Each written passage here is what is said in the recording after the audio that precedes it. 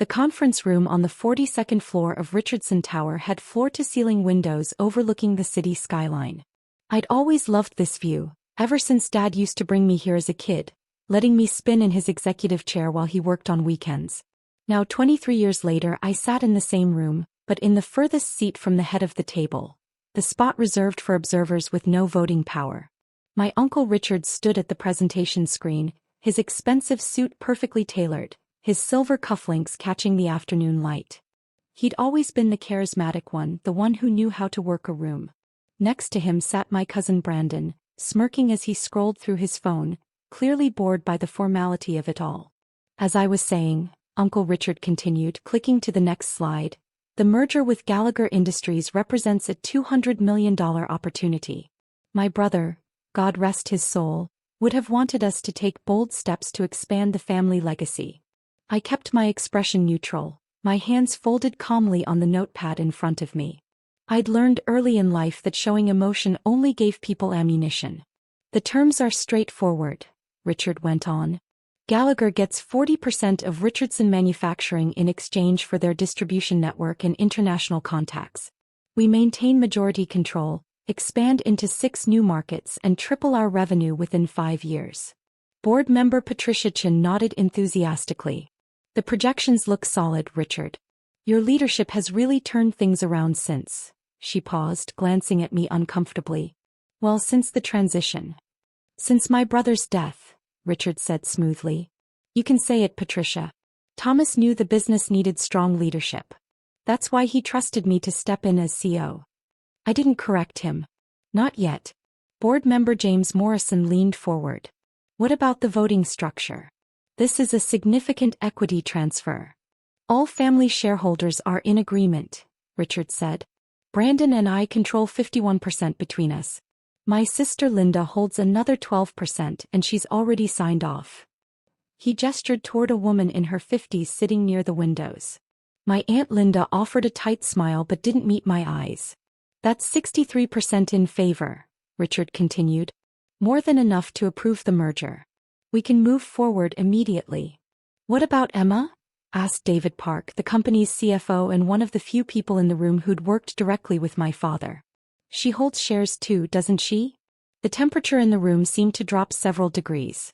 Richard's smile didn't waver, but his eyes hardened. Emma holds a symbolic stake. 5%. A gesture from my brother to make her feel included. But let's be clear about something. He turned to face me directly. This is a family business. Richardson Manufacturing has been in our family for 3 generations. My grandfather built this company from nothing. My father expanded it. My brother and I took it global. This is about blood, about legacy. Emma was Dad's daughter, I said quietly. Emma was adopted, Richard corrected, his voice sharp. At 7 years old. After Thomas and Margaret couldn't have biological children. They gave you a home, a name, opportunities you never would have had otherwise. We all welcomed you. But let's not pretend that makes you a Richardson by blood. Several board members shifted uncomfortably. Linda stared at her hands. Brandon stopped scrolling and looked up, grinning.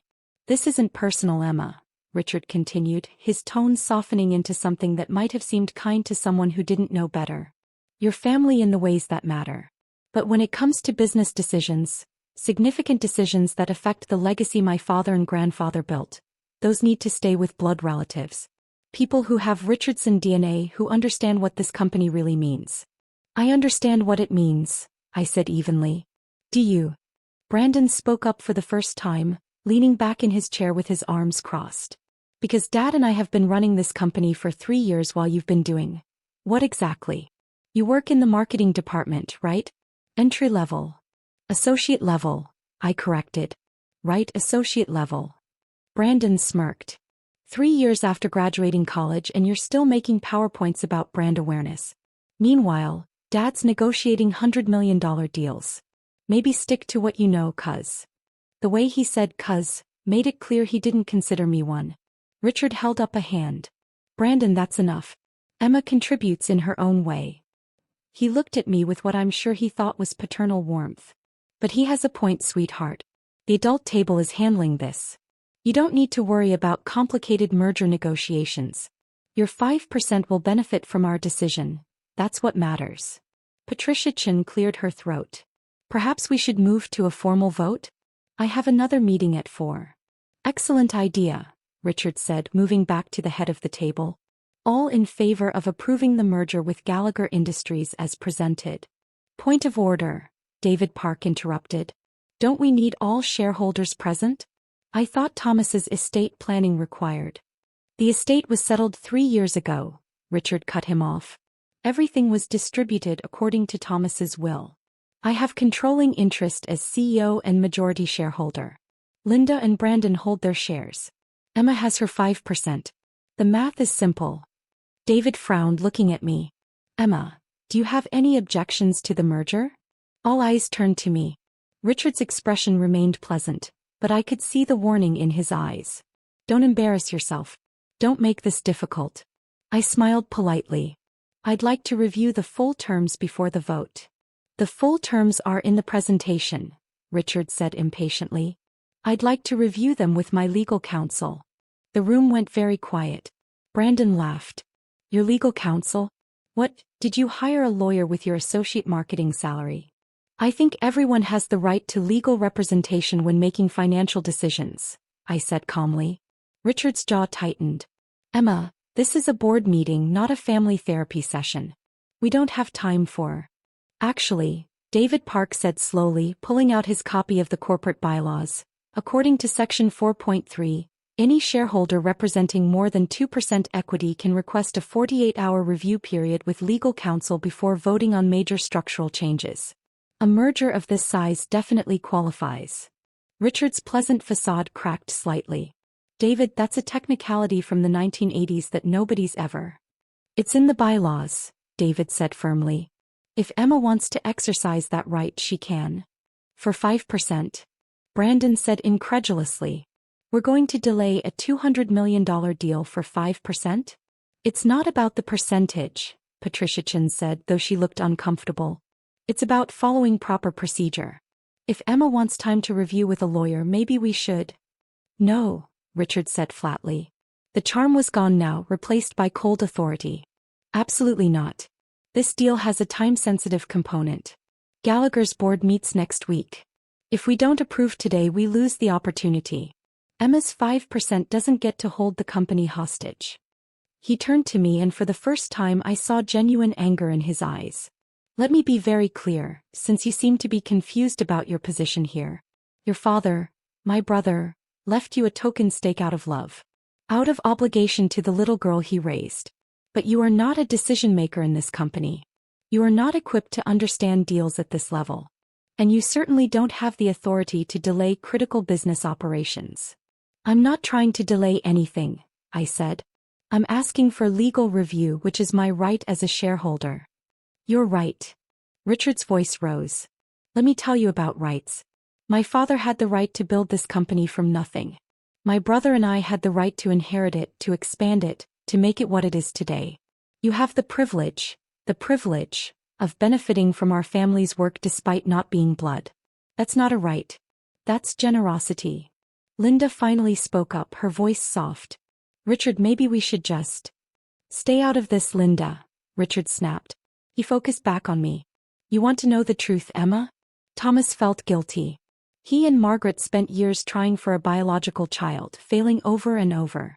Adoption was Margaret's idea, and Thomas went along with it to make her happy. When she died 5 years later, he was stuck raising someone else's kid. He did his best. He gave you everything. But you were never supposed to be in this boardroom. The words hung in the air. Several board members looked away. David Park's expression had gone stony. I kept my voice steady. Is that why Dad put me through Harvard Business School? Because I was never supposed to be in a boardroom. He put you through Harvard because that's what good parents do, Richard said. It doesn't mean you belong at this table making decisions about the family company. You got your degree, you got your job, you got your token shares. Be grateful and step aside. Brandon leaned forward, energized by his father's anger. Look, Emma, nobody's trying to hurt your feelings. But facts are facts. You're not a real Richardson. You don't have the history, the blood, the understanding of what this company means to our family. Dad's right. You should be grateful for what you have and let the actual family handle the business. The actual family, I repeated softly. Yes, Richard said. The actual family. The people who built this. The people who have Richardson blood running through their veins. That's how family businesses work, Emma. Legacy passes through bloodlines. That's not cruel, it's just reality. I nodded slowly, reaching for my phone. I understand. Good, Richard said, relief flooding his features. Then we can move forward with the vote. Actually, I said, typing a quick message, I'd still like my legal counsel present. Richard's face flushed red. Did you not hear anything I just said? We are voting now. Your 5% doesn't get a veto. This is happening. I heard everything you said about blood and legacy and who the real family is. I looked up from my phone. That's exactly why I want my lawyer here. Your lawyer isn't going to change mathematics, Brandon said. We have 63%. You have 5. Even if you vote no, you lose. Then what's the harm in waiting 15 minutes? I asked. Richard slammed his hand on the table. Because I am the CEO of this company and I am telling you that we are voting now. This is my boardroom, my company, and you do not get to. The conference room door opened. My lawyer, Margaret Chin, no relation to board member Patricia, walked in carrying a leather briefcase. She was in her 60s, with gray hair pulled back in an elegant bun and the kind of quiet authority that comes from 40 years of corporate law. Behind her came 2 more people. James Rodriguez from Whitmore and Associates, one of the city's top M&A firms, and Catherine Park from the Securities and Exchange Commission's regional office. The room went completely silent. Good afternoon, Margaret said pleasantly. I apologize for interrupting. I'm Margaret Chin, representing Emma Richardson. These are my colleagues James Rodriguez and Catherine Park, who are here to observe the proceedings. Richard stared at her. This is a private board meeting. With SEC implications given the merger size and structure, Catherine Park said, opening her tablet. We have the right to observe any vote on structural changes exceeding $50 million in publicly traded companies. We're not publicly traded, Brandon said. You have corporate bonds on the open market, James Rodriguez said. That triggers certain oversight requirements. We're just here to ensure everything is above board. He smiled. No pun intended. Richard's face had gone from red to pale. Emma, what is this? Legal counsel, I said simply. As is my right under Section 4.3. Margaret Chin walked to the table and set down her briefcase. I've reviewed the merger proposal with Gallagher Industries. Very interesting terms. I have a few questions before any vote proceeds. We've already discussed the terms extensively, Richard said, his voice tight. This is a formality. The vote is happening.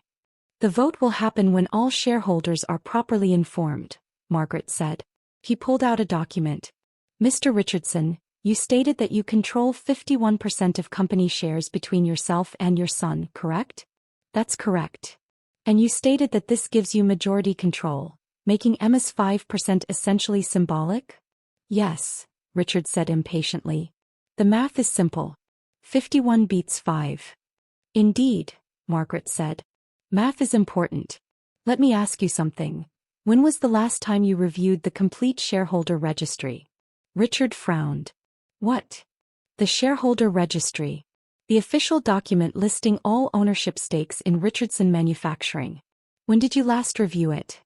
I don't need to review it, Richard said. I know what I own. Brandon and I have 51%. Linda has 12. Emma has 5. That's 68% accounted for. The remaining 32% is split among executive shares and legacy grants to former partners. Actually, Margaret said, pulling out another document, that's not quite accurate. She laid the paper on the table. This is the current shareholder registry, certified by the state this morning. Would you like to review it or shall I summarize? David Park leaned forward, his expression suddenly very interested. Patricia Chin had gone pale. What is this? Richard demanded. The truth about share distribution, Margaret said calmly. Let's start with your stake, Mr. Richardson. You currently own 18% of Richardson Manufacturing. The room erupted. That's impossible. Richard shouted. I own 41%. Thomas and I split the majority stake when Dad died. You did, Margaret confirmed. In 2008, you and Thomas Richardson each held 41%. However, in 2011, you sold 23% of your stake to secure a loan for a real estate investment in Florida. That investment failed and the shares were sold to cover your debt. Richard's mouth opened and closed. Those were bought back. Thomas bought them back. No, Margaret said. Thomas purchased them but not for you. He purchased them as part of a trust structure. Those shares were never returned to your name. Brandon stood up. This is bullshit. Dad, tell them. Brandon, Margaret continued, you hold 10% inherited from your mother. That part is accurate. Which means between the two of you control 28%. Not 51. Linda has 12%, Richard said desperately. That's 40% total. Linda has 8%, Margaret corrected. 4% was transferred to charity in 2019 as part of an estate planning strategy. I have the documentation here. She pulled out more papers. Linda wouldn't meet anyone's eyes. David Park was smiling now. So the Richardson family controls 36% total? The blood Richardson family, as Mr. Richardson so eloquently put it, controls 36%, Margaret confirmed. Which means they do not have majority control. Which means this merger cannot proceed without additional shareholder approval. Richard's hands were shaking. Where are the other shares? The executive grants, the legacy partners, we can get their votes. Most of those were consolidated over the years, Margaret said. Various buybacks and restructuring. The current registry is quite simple actually. She pulled out the final document, the official shareholder certification, and laid it in the center of the table. I watched Richard's face as he read it. Watched the exact moment he understood. No, he whispered. Yes, Margaret said. Emma Richardson holds 67% of all outstanding shares in Richardson Manufacturing. The silence was absolute. Catherine Park from the SEC leaned forward. 67%? That's a controlling interest. That makes Ms. Richardson the majority shareholder, Margaret finished. The ultimate decision-maker on all major company actions including mergers. Brandon grabbed the document, his hands trembling. This can't be legal. Dad, this can't. How did I get 67%? I asked softly. I stood up, walking slowly to the head of the table where Richard stood frozen. Let me tell you a story about blood and legacy. I took the document from Brandon's shaking hands. My father, Thomas Richardson, loved this company. But after Mom died, he started thinking differently about legacy. About what it really means. He realized that blood doesn't make family. Love does. Commitment does. Understanding does. Thomas wouldn't, Richard started. Dad spent 6 years restructuring the ownership, I continued. Every time you sold shares to fund your bad investments, Dad bought them. Not for you. For me. Every time a legacy partner retired and wanted out, Dad bought their shares. For me. He set up a trust that matured on my 25th birthday, which was 6 months ago. The shares transferred automatically. David Park was grinning openly now. Thomas told me he was planning for the future. I never knew what he meant. He meant that he wanted someone who loved the company running it, I said. Not someone who saw it as a birthright. Not someone who thought blood mattered more than competence. Someone who spent their childhood in this building, who got an MBA specifically to understand the business, who worked their way up from entry-level despite having a different last name. Oh wait, I have the same last name. Because I'm a Richardson. Legally. Officially. In every way that matters. Richard sank into his chair, all the color drained from his face. The 5% you thought I had? I continued. That was just the public-facing number Dad maintained to keep you complacent. The truth was in the trust documents, which I assume you never bothered to read. Too busy making decisions at the adult table. I looked at Brandon. I work in marketing as an associate because I wanted to learn the business from the ground up. Dad taught me that real leaders understand every department. I've spent 3 years learning what actually sells our products, what customers want, how the market works. While you were scrolling through Instagram during board meetings. Brandon's face had gone bright red, but he said nothing. I turned to Linda. You knew, didn't you? My aunt finally met my eyes. Thomas told me before he died. Made me promise not to say anything until the trust matured. He said you needed time to learn the business without interference. Without Richard trying to manipulate you or cut you out. And you just let Richard think he was in control? Linda's voice was quiet. Thomas was very specific. He wanted Richard to show his true colors. To prove whether he respected the company or just wanted power. She looked at her brother. I'm sorry, Richard. But today you proved everything Thomas feared. Richard looked up at me and for the first time I saw real fear in his eyes. Emma, I didn't mean what I said about blood and adoption, I was just being honest, I finished. I appreciate that actually. It makes this easier. I opened my own briefcase and pulled out a folder. The merger with Gallagher Industries is rejected. The terms are terrible. You were selling our distribution rights far too cheaply, and the international contacts you mentioned are outdated. I've had 6 months to review every deal you've made, Sir Richard, and I have to say Dad was right to worry. James Rodriguez pulled out his own documents. Ms. Richardson has asked me to review potential restructuring options. We have several recommendations regarding leadership changes. Richard stood up so fast his chair fell backward. You can't fire me. I'm family. I'm your uncle. You just spent 20 minutes explaining that I'm not really family, I said calmly. That this business should stay with blood relatives. That I don't belong at this table. I smiled. So by your own logic, you should respect the majority shareholder's decision, regardless of family relationships. It's just business, right? Emma, please. Effective immediately, I'm assuming the role of CO, I said. Richard, you're being moved to senior advisor, non-voting position.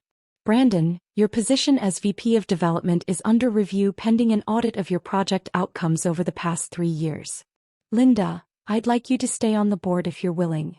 Linda nodded, tears in her eyes. Thomas would be so proud of you. David, I continued, I want you to work with Margaret and James on establishing new oversight protocols. No more unilateral decisions. Every major action gets proper review. David Park was beaming. Absolutely. It'll be just like working with your father again. Patricia, James Morrison, the rest of the board, I hope you'll stay on.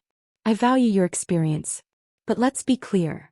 This company is going in a new direction. One based on competence, not bloodlines. I turned back to Richard, who had collapsed back into his chair. You're not fired, Uncle Richard. Despite everything you said today, you're still family. You'll keep your salary, your office, your benefits. But you're done making decisions. Because as you so clearly explained, this is a family business. And I'm the majority of this family now. Catherine Park stood up. I think we have what we need from an oversight perspective. Ms. Richardson, you'll need to file the appropriate change of control notifications with our office within 10 days. Already prepared, Margaret Chen said, handing her a folder. Along with the updated corporate structure and new board composition. Efficient, Catherine said approvingly. Nice to see proper planning for once. She nodded to me. Congratulations, Ms. Richardson. Good luck. As the SEC observer and the lawyers began packing up, Richard finally found his voice again. You planned this. All of it. The questions about legal review making me angry, getting me to say. I didn't make you say anything, I interrupted quietly. I gave you the opportunity to treat me with respect, to include me in the decision-making process, to act like family. You chose to talk about blood and legacy and who really belongs. Those were your words, Uncle Richard. Your beliefs. I just let you express them in front of witnesses. Brandon slammed his fist on the table. This is revenge. You're punishing us for 3 years of condescension? For being called an adopted kid, like it's an insult? For being excluded from meetings and decisions? I shook my head. No, Brandon. This isn't revenge. This is responsibility. Dad left me 67% because he trusted me to run this company properly. Everything I'm doing is about protecting Richardson Manufacturing, not punishing you. Bullshit, Brandon spat. You're loving this. Finally getting to be in charge, getting to. Brandon, David Park said sharply, I suggest you stop talking. Ms. Richardson has been extraordinarily generous in not terminating your employment entirely. The project audit she mentioned? I've been keeping records. Your development initiatives have cost the company $8 million over 3 years with a return of less than $200,000. If she wanted revenge, she'd have security escort you out right now. Brandon's mouth snapped shut. I gathered my materials. We'll have a full board meeting next Monday to discuss the new strategic direction. I expect everyone to review the materials I'll send this weekend. We have a lot of work to do to fix the damage from the past 3 years. Damage? Richard said weakly. I increased revenue by 40%.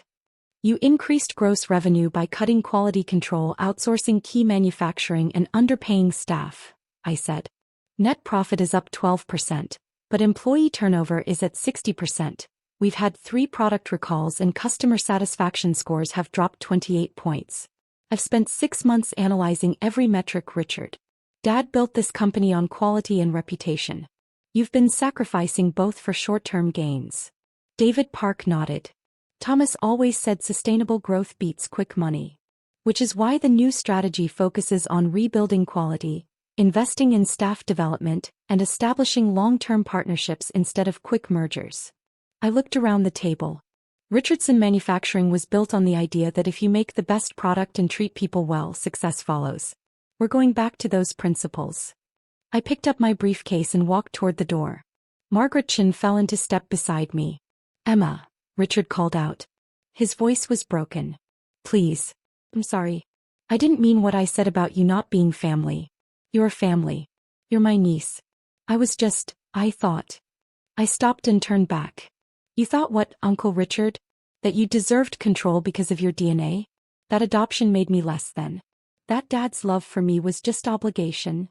He couldn't meet my eyes. Here's what I think, I said softly. I think Dad knew exactly what he was doing.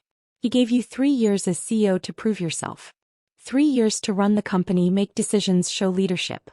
And at the end of those 3 years he had a trust set to transfer majority control to me. That wasn't coincidence, Richard. That was a test. One you just failed spectacularly. I walked back to the head of the table and looked at each person in turn. My father chose me. Not because of blood. Not because of obligation. Because he believed I understood what this company should be. He was right. And over the next 5 years I'm going to prove it. By running us into the ground? Brandon muttered. By bringing us back to what we were meant to be, I corrected. A company that values people. All people. Regardless of where they came from or what their DNA looks like. Margaret Chin smiled. Ms. Richardson, we should discuss the filing timeline. Of course. I nodded to the board. Thank you all for your time. Monday 9 a.m. Please don't be late. As I walked out of the conference room I heard Richard say something to Linda. Her response was clear. She's more Thomas's daughter than you'll ever be his brother. The door closed behind us and I let out a long breath. You okay? Margaret asked. I'm fine, I said. And I was. 3 years of preparation, 6 months of planning, and 1 perfectly executed reveal. Dad would have appreciated the strategy. The look on his face when you said 67%, Margaret said, chuckling. Priceless. Dad always said the best business moves are the ones your opponent never sees coming. We walked to the elevators. Behind us, through the glass walls, I could see the board members still sitting in stunned silence. Richard had his head in his hands. Brandon was pacing. David Park and Patricia Chin were looking at documents. My phone buzzed. A text from Linda. Your father would be so incredibly proud. Welcome to the adult table. I smiled and put the phone away. 42 floors up, overlooking the city my father loved, in the building he'd built from his grandfather's dream. Richardson Manufacturing. A family business. And I was family. In every way that mattered. The elevator doors opened and I stepped inside. Tomorrow the real work would begin. Restructuring. Quality improvements. Staff investments. Building the company back to what Dad had envisioned. But today I'd proven that legacy isn't about blood. It's about who you choose to carry it forward. And Thomas Richardson had chosen me.